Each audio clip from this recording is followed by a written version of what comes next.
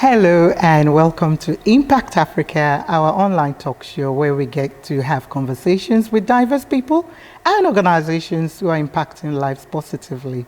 This is your girl, Kemi Akiode Adebayo, aka Mama K. And in today's program, and to share stories, a special series focusing on business, is a beautiful, elegant, intelligent, multi-talented, shall I go on? Fashion designer, international model, chef, entrepreneur, the one and only Mala Bryan, who is based in Cape Town, South Africa. Mala, welcome. Thank you. Thank you very much for having me. You're most welcome. You're so beautiful, and I love the dreads. Is it dreads? Thank you. Yes. Okay. It's oh gosh, I wish my hair was that long. Actually, it's taken me some time. It's been a couple of years, but I'm actually loving the change. Yes. Oh wow! Loving the change. So tell us, Mala, where you're from, and how was life growing up for you? Well, I'm from the beautiful Caribbean island of St. Lucia. And growing up on an island, it's quite interesting because, you almost know everyone there. You know each other. Yes. So if you get into trouble, it's like, exactly, I know your mother. Exactly. But I grew up in, a very, I wouldn't say a rough part of, but it's considered to be the ghetto. Okay. And but also I spent a lot of time with my grandmother on the countryside. Okay. So that was quite amazing for me to have, living in town and living in the countryside, but the wonderful thing is being able to run around and have beautiful warm beaches to go to. You guys must be permanently on holiday. You think so? But I know, right? We That's what people assume. But we do have that holiday thing, that very chilled vibe about an island. Okay. So that is true. Right. It must be the sea air, but it was a wonderful thing, and I would not change the way I grew up in my childhood for anything. Did you get educated there as yes, well? and I left in St. Lucia, I left at high school and I moved to St. Martin where my mom lives. Okay. And in St. Martin, which is probably not far. Or the island? It's another island. Okay. So St. Martin, it's quite an interesting island because it's like half French, half Dutch. And I spent most of my school holidays there because my mom moved there like a long time ago. And it's almost just like a lot of people in the Caribbean, someone from the family moves away to work to be able to support everyone back home. And that's what happened with my mom. So my mom was the one who went. So I grew up with my dad a lot, but I spent all of my summer holidays, Christmas holidays, Easter holidays, all school holidays I spent with my mom in St. Martin. So I've been traveling at a very young age as well. I would say I was very lucky for that. Okay. And growing up, I actually wanted to be a flight attendant because of that. Yeah, that was my dream job. Oh, because you wanted to fly around? Yeah, it was just such a lovely thing. Okay. And St. Martin, it's a beautiful island as well, where you have almost every nationality you can possibly think of. Oh, really? Yes. Wow. Because it's you've got lots of yachts there, lots of it's very, very, very touristic. Very different from St. Lucia, which is a former British colony, but we're independent. But it's two totally different islands. So it just felt like being in St. Martin. It feels like, you've gone around the world. Wow. Yes, that's the feeling I get when I'm in St. Martin. So what is St. Lucia known for apart from the beaches? The beaches, what is it? We're good for our scenery, Okay. We're actually very top destination for honeymooners and weddings. So quite a romantic island, I would say. Yes. We have beautiful rainforests. We have the Pitons, which is the twin volcanic peaks. That's actually a World Heritage Site. Okay, we have the world's only drive-in volcano. Drive-in volcano? Yeah, so it's wow, I need to go there. You have to go. There you go. It's like I'm being a proper ambassador for my island at the moment. So so you can you actually see the sulfur and the bubbles and everything. You can actually take sulfur baths there, which is very good for the skin. Okay. Yes, so you go and you just your skin. Honey, yes. I'm sure they all have solution. It's a lot of that, and it's and also beautiful rainforests. It's lovely. say the food's amazing there as well. We're going to talk about the food because of your, interest in the restaurant bit. Okay. And so these are like, just some of the things that you can enjoy. So how did you end up in South Africa? It was a long journey. It was a very long journey. Let me see how I can squeeze it into this time. So while I was in St. Martin, I got like a month after high school, I still didn't know what I wanted to do in school. So I was like, I'll take a bit of a break. Within like, that first month, I got a job at an airport selling. You really wanted to become a flight attendant. You would think, yeah, but very close. I was very close. And to travel. And then get this, while I was there, like 2 weeks into that job, there was a general manager of a hotel that came and he's like, oh, I want you at my front desk, just like that. He's like, come meet my wife, have an interview. So I went and got the job. So then I moved to the hotel 2 weeks later, started working at a hotel. And I stayed there for 2.5, almost 3 years. When I got discovered in St. Martin to do a competition in Paris. So I did that modeling competition in Paris. I won my modeling contract. How did you get discovered? Did you just share that? I will just want to know. Like the way the person came to you and said, I want you to work for me. How did that happen? So this is, so it was my day off. I went into town on the French side. And I just remembered my girlfriend said there was a new store that opened up. I went, let me go and check it out. And on my way, well, first I was going to have a dental appointment, but I forgot like half day. And I got a half day, and the dentist was already closed. I'm like, let me just see if that store is open. Okay. So then got to the store, and it was crazy. It was the weirdest thing that happened to me because I saw this man on the step smoking a cigar, and I'm like, actually, I know this guy. So then he's like, you come here, and I'm like, hi, like I knew him, and I didn't know him at all. It's like, I know you. He's like, no, you don't know me. And I'm like, no, I know. So it was almost like I was having like a deja vu. And I'm like, no, I know you. He's like, no, come, but I need you to meet my wife, Josie. And he brought me in, and he just said, Josie, I think we found her. So now I'm seeing a line of girls, and I'm looking, I'm not sure what's happening. And this lady came with a tape measurer. She just started measuring me, and when she measured my hip, yes, like I swear that's how it happened. And she just looked up to me and she's like, how would you like to go to Paris? And I'm looking at the shop attendant and I'm like, what's happening here? She's like, it just might be the luckiest day of your life. Okay, looking for a dentist. Yes, and I was looking down at her and I'm like, yeah, okay, sure, no problem. I didn't know what was happening. I never knew what a casting was. I didn't know what being discovered meant, nothing like that.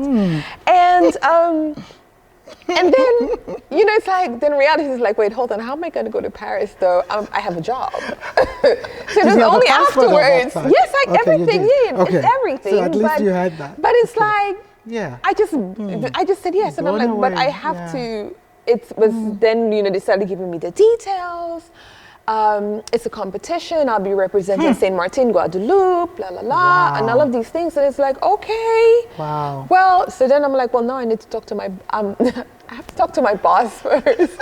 So I went to my boss, spoke to her. She was like, but it's season. I'm like, yes, but please. It's a free ticket. It's free food and free hotel. I promise I'm just going to go and come back. And she's like, okay, fine, no problem. Oh, you promised that you'll come back. Yeah, but it was because I just wanted the free trip. Yeah. To Paris. And that's it. So. And how old were you then? I was 20. 20, wow. It was very late. It was very late to be in that, but in that business. But I did not look 20. Yeah. I did not look 20 at all. I'm sure you didn't. And then she was just like, just so you know, it's a different world out there. Okay. You will experience things that you've never experienced before. And I did the competition. And I started watching the girls. I started watching because I didn't know what to do. Okay. So I just started watching the girls like, okay, why is everyone getting so excited? Okay, so this is what the girls are not eating, but I'm ordering mashed potatoes and fries because I'm like, the fries are really good. The mashed potato is amazing, but no one's eating. I didn't know what to do, I swear. I'm like, well, I'm just here for the food and the fun, so I don't really care. So then when I did the competition, they promised to brought my parents in. That did not happen. It was fine. I'm like, it's okay, I'm a big girl. I'm just here to do this. I'm going home in 2 days. And we did the competition in the crowd, you know, they were going wild. I swear, it was like the most I've never been on the stage before. It was my first time. And I was like, you know, let me just do this. So I was like just pretending. I was just like, you probably went acting. natural. Yeah. I guess so, because then they came backstage. During the competition, they came and they're like, what would you do if you win? Would you stay in Paris? And I'm like, no, I want to go home. They're like, okay, no problem. Then competition continued. Every time I came out, the crowd was going wild. So I was like, doing my thing. It was fun. Now I'm playing with the crowd, you know. First time on stage, I swear.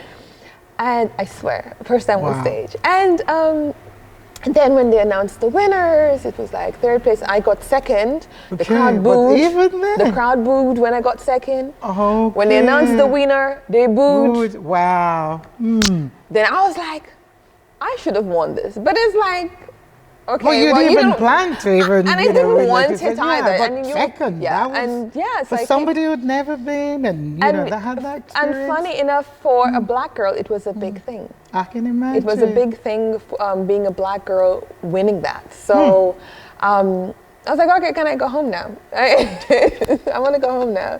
So I did a little photo shoots and everything the day after, and then I remember calling my mom. And we had a dinner that night, and I was ignored at the table. And I called my mom, and I'm like, they don't like me here.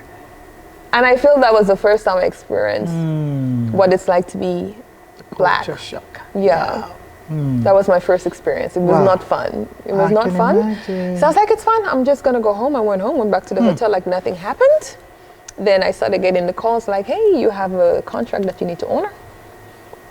So just like that. Can I not go to Paris and can I do Miami? They're like, yes, no problem, but you have to come. So then I went to Miami and started. Was it because of the experience you had in Paris, or you didn't want to go to Paris? I wanted to be close to home. Okay. Yeah, I just wanted to be close to home, and I've been to. I had already been to Miami, and the moment I stepped foot in Miami, and I'm like, I'm going to live here. This is where I'm going to live. Okay. So it just felt like. Everything was just falling into place. And so when I got to Miami, the first 3 months were horrible. I didn't know what to expect. I didn't know what to do. I didn't know what, and then my bills just kept on piling up because, you know, I knew nothing about the industry. And I left in debt, lots of debt, $25,000 in debt in 3 months, you know, and I left and I went back to the hotel. I went back to where I started, and then the guests would come back and like, oh, we heard, you need to go back. And somehow I started with natural hair when I was there, and I think that was one of the problems, to be honest with you. Then I got tired of my natural hair and I relaxed it again. And I put in extensions for the first time, and I went back on holiday to Miami. I went back on holiday to Miami, and I was like, you know, while I'm here, I'm going to go see the agency just to say hi, not to, because for me, I was like, I was done. And I walked in and they did not recognize me. They did not recognize me. And when they heard the person that I went to see, because we kept in touch, he called my name. It's like, Mala? Is that you? Wow. So I can. Then when I left, they're like, are you coming back for Polaroids tomorrow? I was like, I guess so. And that's how I restarted my modeling career. Yeah. Wow. What a journey. Yeah, and then on that trip, I met my ex-husband, who was a college basketball student in St. Louis. I went to St. Louis, stayed there, and from there I went to New York. I did New York for a bit, and then got engaged, and then I moved to Israel. You've been everywhere. Yes. Wow. So I moved to Israel, and funny enough, Israel was one of with your partner? With my partner. And the agency had an office in Israel in Tel Aviv. So I joined the agency in Tel Aviv, and from Tel Aviv I was working. I worked quite well there, because he was a big basketball star and everything. And from there, I traveled to Greece and did back and forth to the US. And 3 years, like 2.5 years in, I came to Cape Town, my agency was like, you should try to Cape Town to work on your portfolio, work on your books. I came to Cape Town for the first time. That was 2007. 2007, okay. And I did really well. I worked for 3 months, amazing. I worked almost every day. 3 months, and then I went back, and then from there, moved to Belgium at the time. Moved to Belgium for... You've been everywhere. Yeah. Oh my And word. Belgium was just like the perfect base because it was close to everything. Everywhere. Yes, I would work in Germany, I would work in France, work in Amsterdam a lot, went to London, you just hop on the Eurostar and you just went everywhere. So that was wonderful. And then New York called, and it was like, okay, let me go to New York. So I did New York for a year and I hated it. It was okay. Really? What was it about New York for you? It just felt like I felt pressured in a way. Okay. I felt the body image pressure. Right. Like I would go to castings and I would see girls that are super skinny and I'm like, I tried and it was just not me, and I had a breakdown, like 11 months in I had a breakdown. And I went to my agency, and as soon as they saw my face, he was like, you're going back to Miami? And I'm like, yeah. And I went back to Miami and I was just happy. I was just happy there, and I just worked well there. And then Cape Town called again. Well, South Africa called again. You know what? Yeah. We'll be right back to hear that about the story about Cape Town. We'll be right back.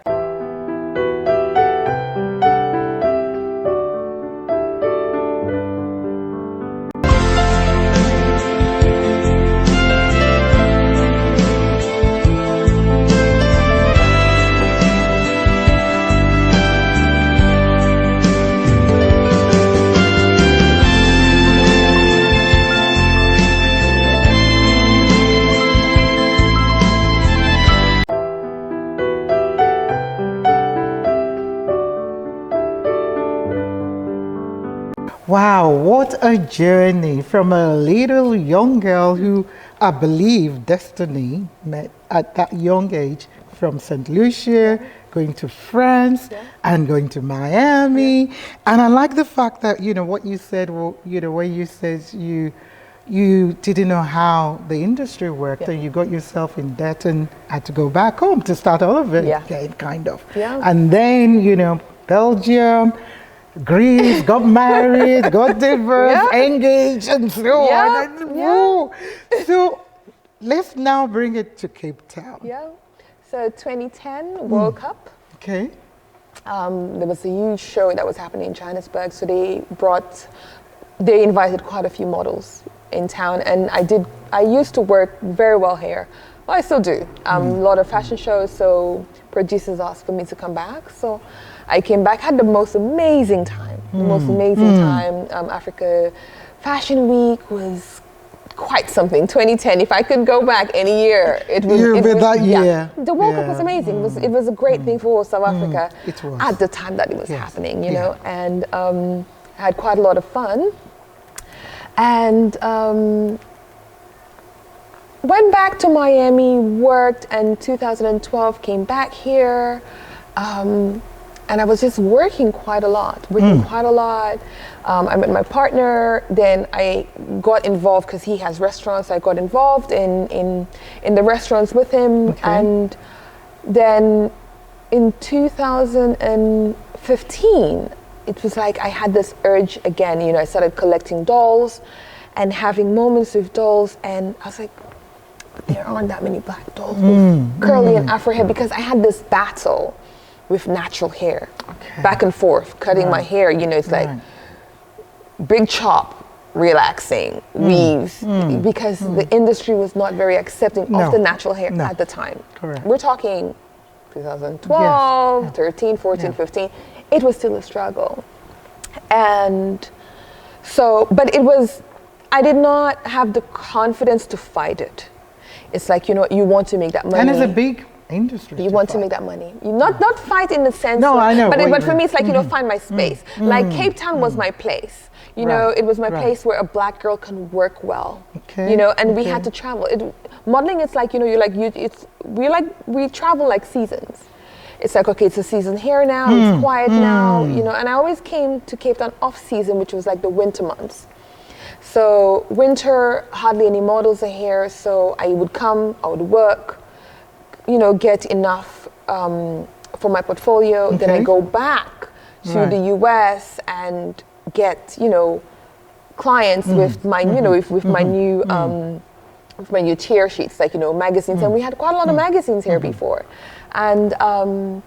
And so I found my place. So it was like South Africa was my market. It was my market. Although New York, I did very well. Miami, I do very well. It just felt like, okay, great. Here it's nice. And then, I just got tired. I got tired of the wigs, got tired of all of that. And I just wanted my natural hair. And I'm like, you know what? I'm going to make a promise. The moment I got comfortable, it's like, I'm working with my natural hair. I don't mind the wigs. I love them because to me it's like a character. Yeah, you can change. Blonde today, exactly. whatever. For me it's fun, but I did not want that to be what made me who I am, and it was a struggle. It was a struggle because sometimes I would look at my natural hair and not love myself. So I had to work on myself, and I know like here I am, like a 30-year-old not loving myself because it's like. Wigs, it's like if my hair is not done properly, I don't feel good about myself. Wow. And it was very emotional. I can imagine. When I looked at a lot of the dolls that I started collecting, because dolls is like they're like therapy for me. Playing with them and it became a thing. And girls, when we're growing up, we're all given dolls to play with. Exactly. And so I started looking deeper into my dolls, into my doll collection, and I found myself manipulating my doll's hair too. And I'm like, well, I'm pretty sure there are lots of parents that are having that issue. So then I started researching about the dolls and what to do with the hair, because I'm like, if I can do it, I'm pretty sure a machine can. And I ended up in China. Ended up going to China, finding a manufacturer that... Did you already have like a template? I knew what I wanted. You knew what you wanted. Okay. No, and there was this trade show. Okay. Where I went, and I was researching for months. It was months and months of research. I found a few, sent questions in. It was quite a lot.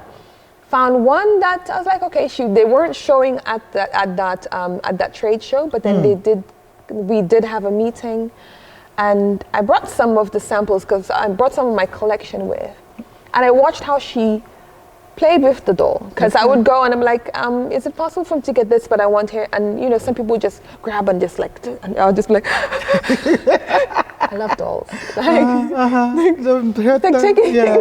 And that's how I am with dolls. And then the way she held it, and she's like, and they brought the samples, and it's like, it was just lovely.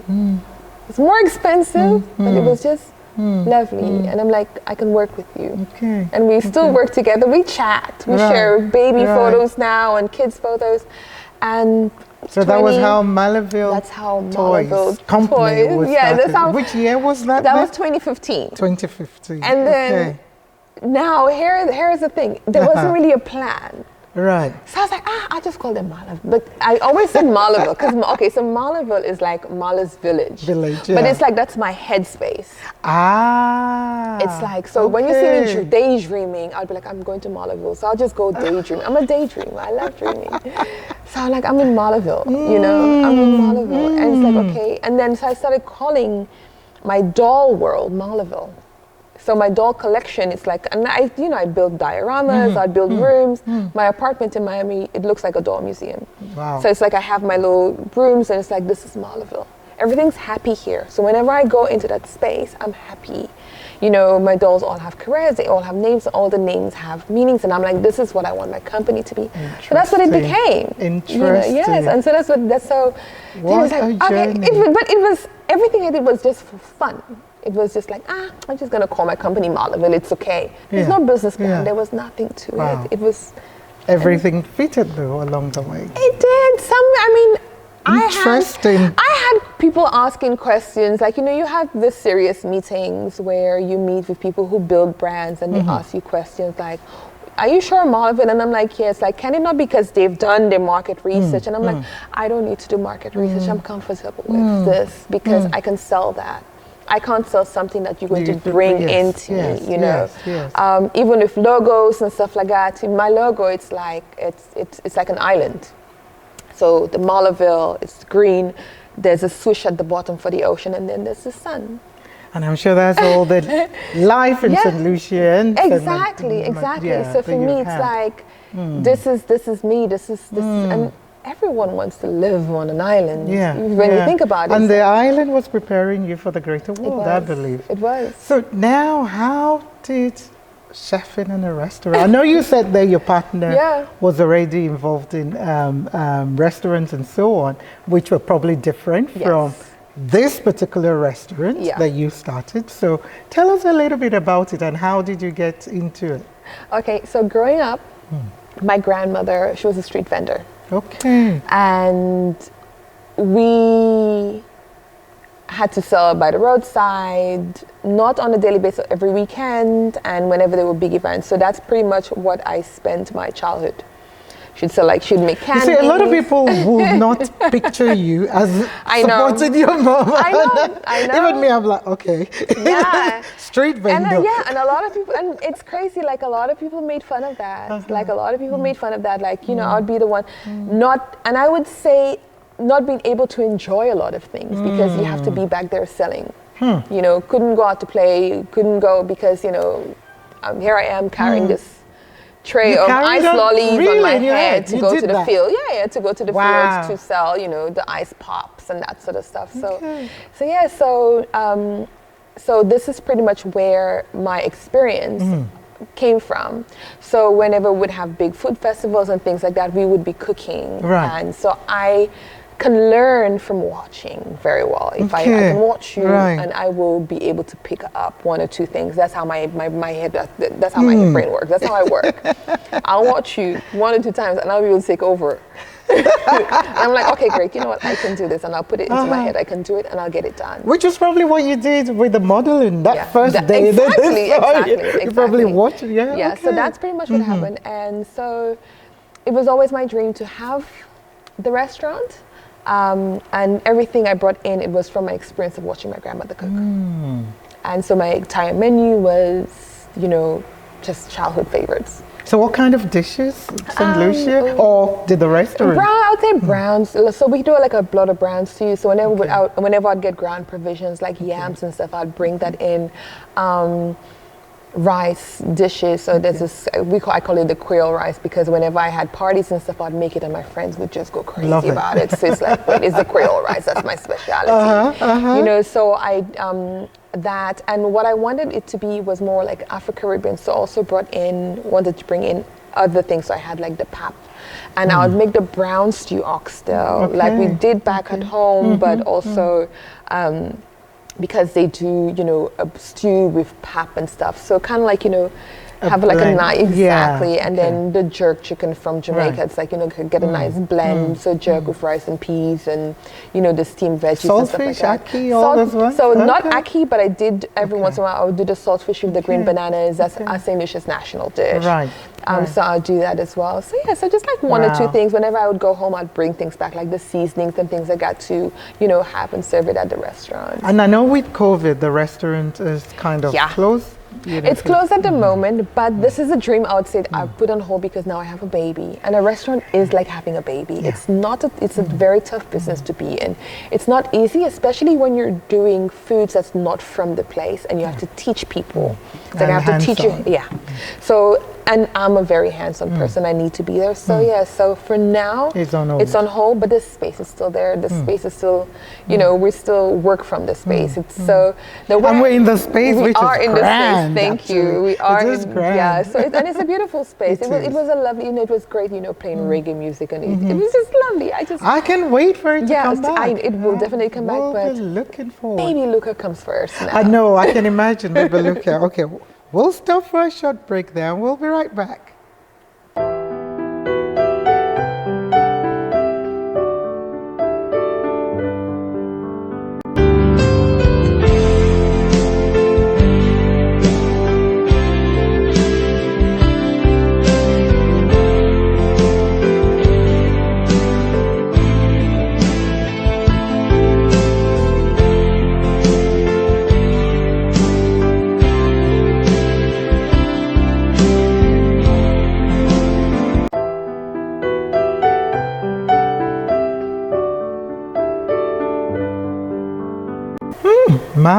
have so much respect and admiration for you.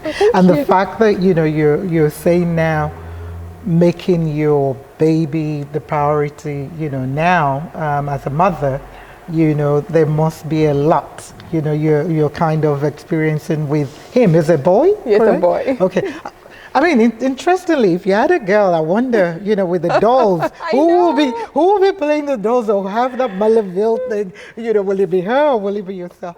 So in your journey now, which has been basically an entrepreneur in terms of a model, running the restaurant, Malaville toys, how have you managed, to navigate that terrain as a business person?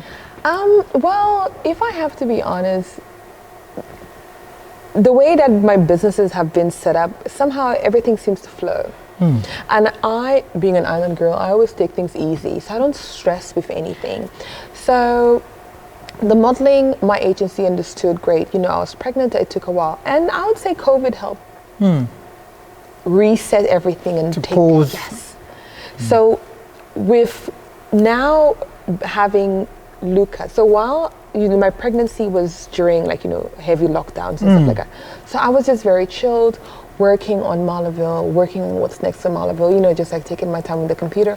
All the restaurants were closed at the time, so it was okay, let's make that decision, put Quail on hold at the moment, all right, and let's see, Malaville modeling and mommy.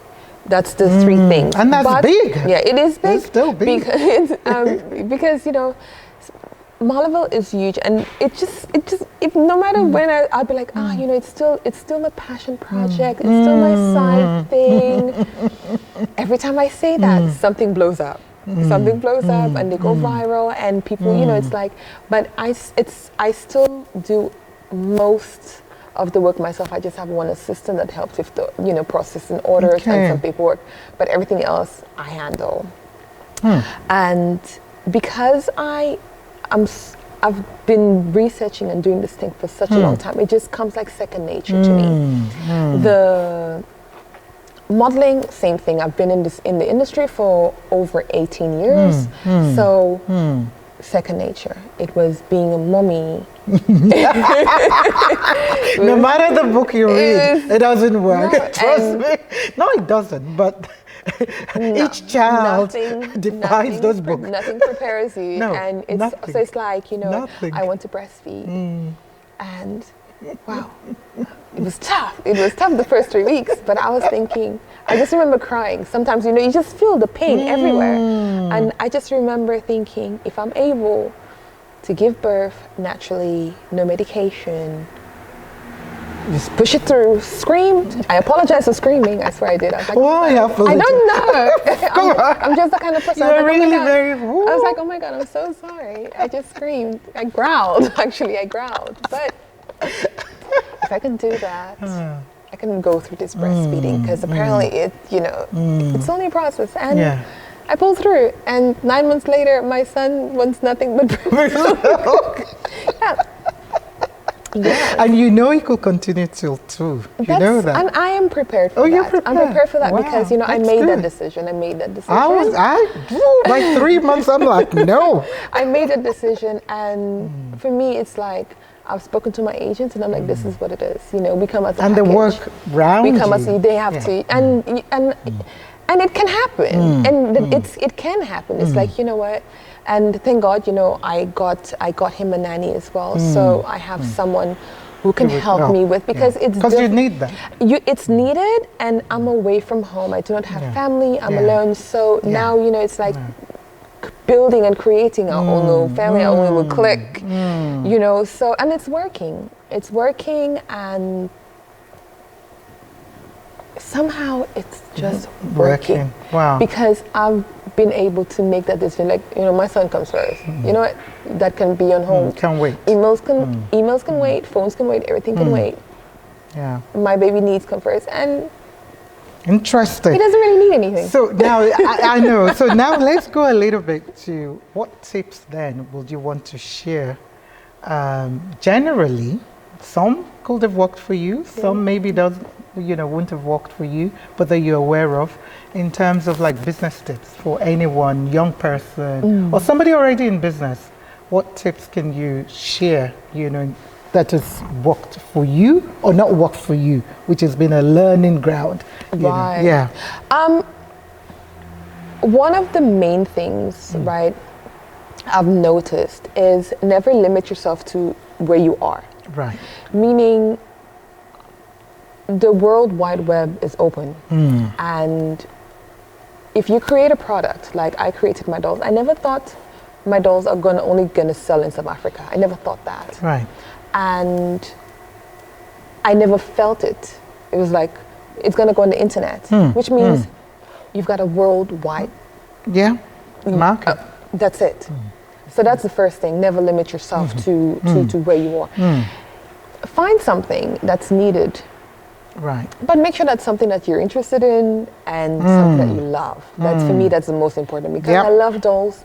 Whenever I have interviews, whenever I'm going to sell a product, I remember when my dolls used to be at Toy Kingdom, I would go there once in a while and I would sell my product. While they're in the shop. While they're in the shop, because, people would be happy to see me there, but at the same time, it's like, I can tell you why you need it.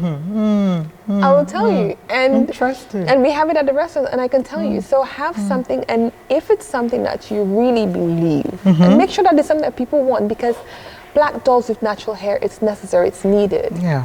Okay? Not everyone, it doesn't have to be true, but there is a market. There's a market for everything. Yeah. So if you, in your heart of heart, believe that it is something that's going to work, it will work. You will find somebody that will make it work. That will believe in it. That will believe in it, yes. But you have to... Yeah, and find your people. Find your people that believe in it as well, And never be afraid to just start. I did not have a business plan. I knew nothing. Make fun of it. Make fun of it, because I did not have it. I still don't have a business plan. I'm not saying that is it, and that's the thing. It worked for me. Exactly, it might not work for you. And there are people who have business plans that's not working, and their business is also not working. So so it's okay to not go the conventional route. That's okay. There is no right or wrong way to get it done. Okay. I started with 4 samples.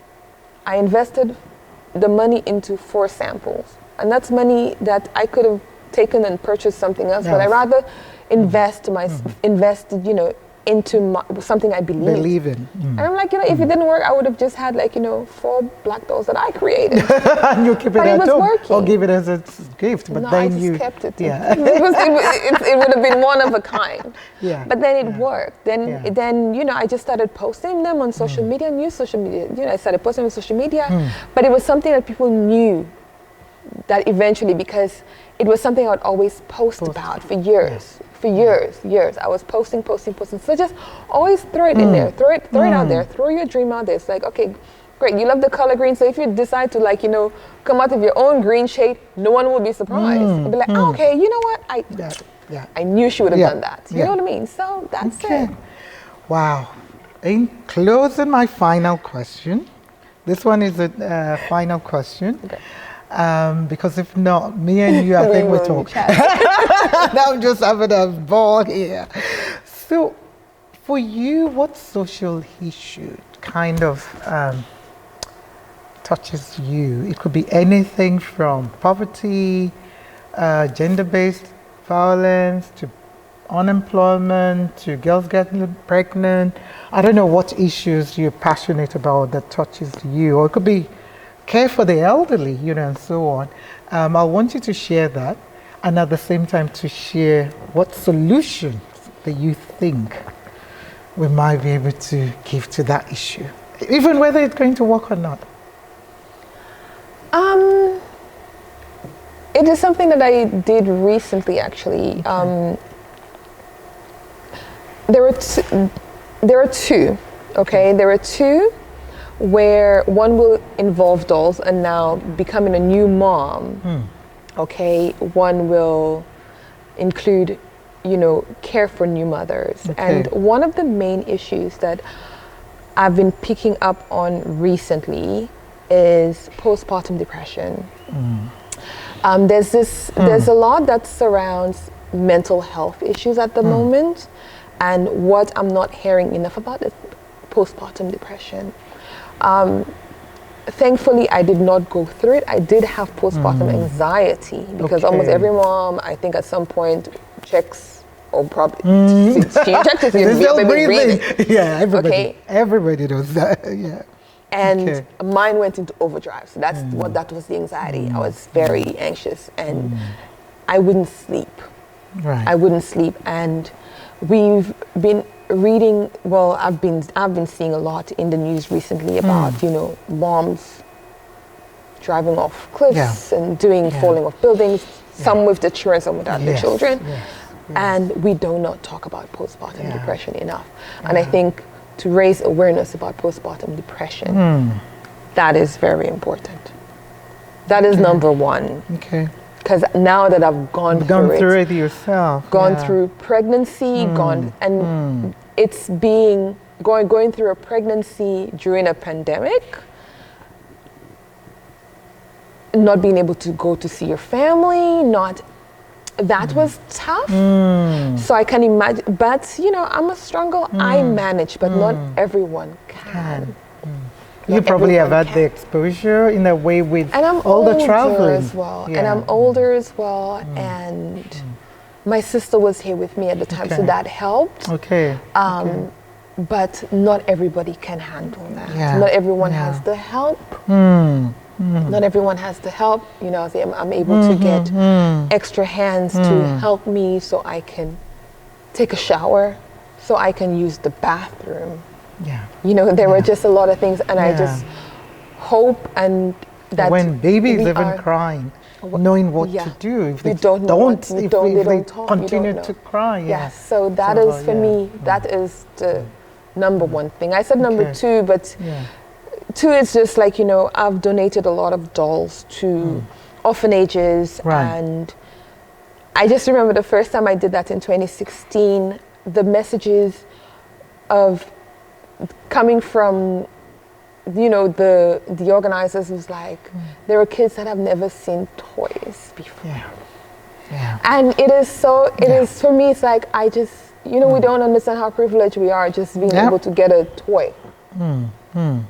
So that is something that I'm going to be working on, to have like a donation button click that people can donate, and we just find kids to give the toys to, because I also have to learn that I can't always just give everything that I have. I also need to cover the cover costs, but build a business.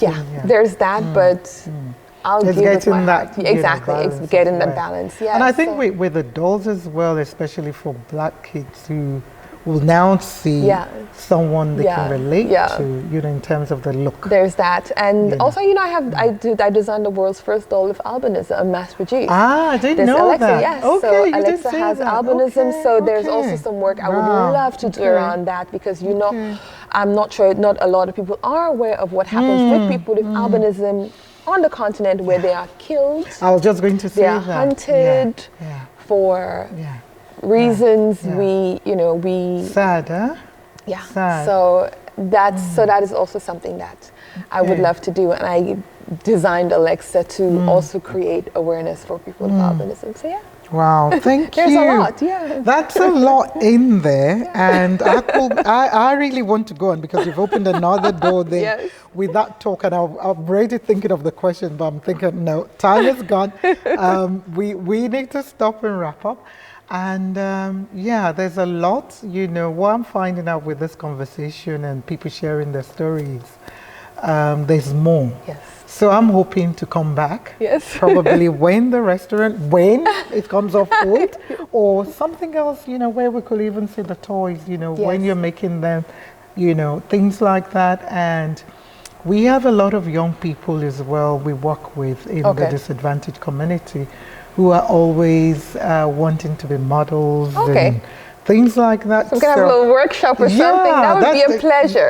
That would be an absolute pleasure. I'm telling you in advance and on camera. That would be an absolute pleasure. Where you could, show them, help help them with their confidence, Yes. as well, because sometimes it's not about them becoming a model, but to just helping to build their confidence. It'd be an absolute pleasure. Yeah, so I'll be back, Yes. with that, and maybe might need you as well to mentor. We're always looking for mentors for young girls. So. Not a problem. It's my Are you thing. sure? I'm sure. Are you sure, Mala? sure. I've got your camera. Can I look at the camera and say I'm sure? No, it's fine.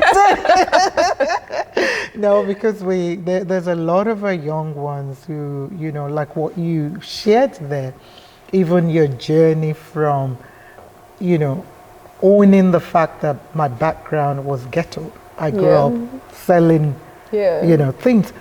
And now you're in New York on the runway. A lot of them don't you're making see me teary now. Oh, I'm sorry. No, it's fine. I guess it's life. A lot of life. people don't, it's life. what's the word? A lot of the young girls, they don't think that way. They feel they will never amount to anything, either because of what people tell them, what others tell them. Yeah, because you're there and you're made fun of, and because my grandmother sold at my school as well. Yeah. So every break time and lunchtime, I had to be there selling. It's like there was no time for fun. Worse. There was no time for fun. But it built something in me. It built something in me, and I grew out of it. Yeah. It wasn't forever, but at that age, you think it's forever. You think it's forever, and you don't have the fun. Yeah. You don't have the fun, but. I'm sorry, I'm making no, it's fine. Now I cry buckets, so don't let both of us start crying now. No, but I've moved out of it. I've moved on. It's like I can say, you should be proud of yourself. Ma, exactly. Look what I made out of it. Well, look your where recipes are being eaten by people and they love it. Exactly. And the journey, you never gave up. Exactly. You like you said, you were in debt. Yeah. But you went back to phase one and walked your way up again, like and then spend my money. Yeah, and now again you're like, okay, you know what? COVID has happened. I'm pregnant. Let me face what is important to me first. And a lot of women can do that. We think about every other thing else. Yeah. Even with the best money kind of security, and they could get into that postnatal depression we're talking about. It does not. So well done. It does not discriminate. You should be proud of yourself. You. And I am donating all those dolls you said to the orphanage and things like that. Thank you for sharing your story with us, and it's an honor, to be speaking with you. And I'm looking forward to more. Yes. Because for us, this is about it's only the beginning. Relationship. Yeah, it's only the beginning. Yeah. So what I want you to do, in closing, if you could speak to anyone out there, maybe mothers, because you've just become a mother, or young girls, whoever you decide to, just a word of encouragement, to them, but I want you to speak directly to them. I know, I'm trying to think. There is so much I want to say. How can I put it in whichever one way. Sentence? No, it doesn't need to be one sentence. However way you want to say it. But you need to look at them directly. I'm still thinking because now I have tears in my eyes. I'm sorry. Don't worry, your makeup is not real because you don't even have any makeup. I mean, your natural beauty. Yeah, thank you. Oh, wow. In your time. Yes. We have dreams, and my thing is always to, whatever your dream is valid, and just follow your dreams, because as a young girl growing up, I dreamt to travel the world, and somehow the universe conspired and managed to have me live all over the world. So your dreams are valid and your dreams can come true. Just put some time to it. That was to the point. Right to the point. Your dream is valid. Your dream wow. is valid. Thank you again. Thank you. For sharing your story, with us, and I hope, and I'm sure, we always get feedback. I'm sure it will inspire someone out there, mothers, singles, struggling, because like you said again, you were married before, but you're not afraid to try again, because those are all the things as well. That's true. And those are things we don't talk about. We always feel, marriage is for life and so on, but it didn't work, and you worked on it, and now you're happy, Yeah. Well, I believe you are. I am. You know, I am. that's yeah. what's important. You have to do what, What makes you happy and what makes your heart happy. Yeah. Yeah. So we wish Malaville Toys and Malaville Dolls all the very best. Thank you. And we're looking forward to the only Creole restaurant reopening, Yes. so that I can bring my friends to come here. From your mouth to God's ears. Exactly, definitely. And it will happen, trust me. It will happen. So, well, that's all we've got time for today, guys. And it's been an honor and a pleasure for me. You heard it so much, in there, a journey from St. Lucia to Paris, to New York, to Belgium, to Israel, wow, and South Africa, and to shuttles between Miami and Cape Town at the moment. And still, home is St. Lucia, where most of her family members are. But she has a son, a partner, and a team, here who are helping her to build Malaville Toys to develop. So we will be sharing details, at the end. So if you want to support in any way, with what she's doing, please reach out to them. So till next time, is Mama K signing off. Remember, stay safe, stay blessed. God is love. Love you all.